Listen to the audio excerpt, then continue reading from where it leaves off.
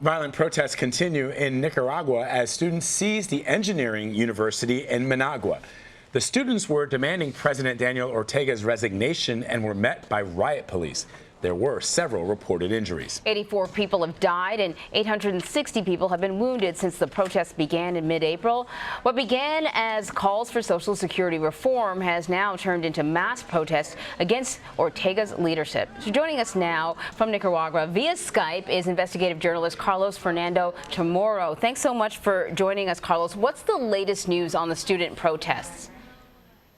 Well, today is Mother's Day in Nicaragua, and there's going to be a massive demonstration called by the Mothers of April, which is a movement that has been organized by the mother of the students and the young people that have been killed and assassinated in the last 6 weeks. We're going to see hundreds of thousands of people marching, calling for the resignation of Ortega and Murillo.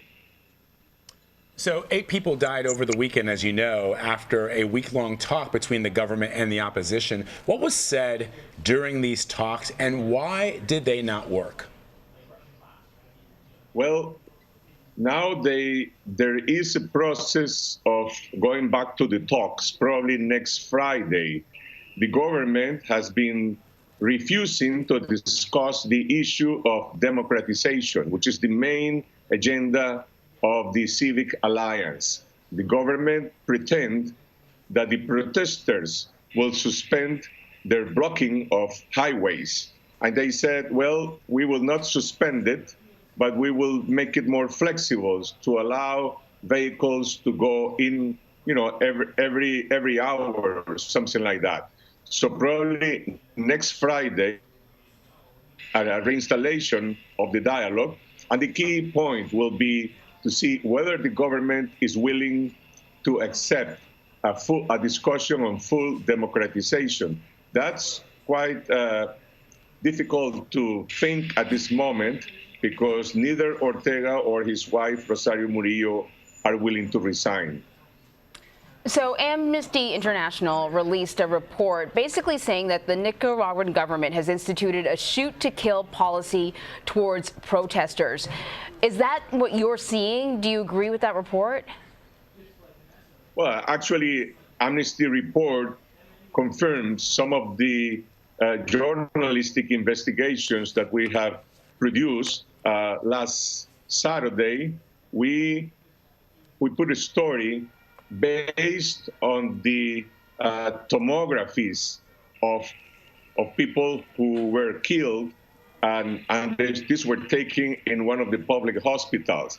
And what the doctors and the expert on ballistics said is that there were like 19 examples of individuals that have bullets on their heads.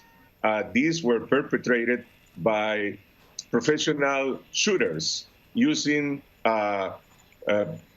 assault rifles. So this is not a war between two armies. This is a dirty war between the state machinery, including their paramilitary forces, executing people who are defending themselves with stones, with mortars, with some kind of hand arms. Home arms made, but not war arms.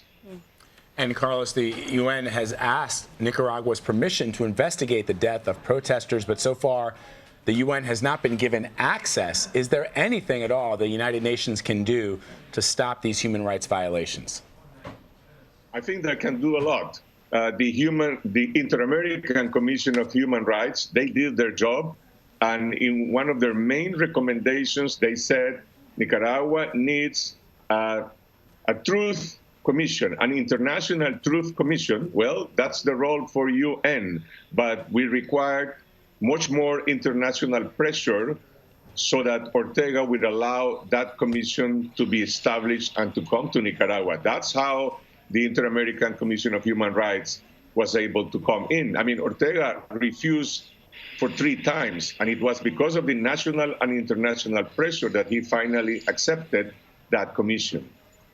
Carlos Chamorro, thank you so much. Thank you.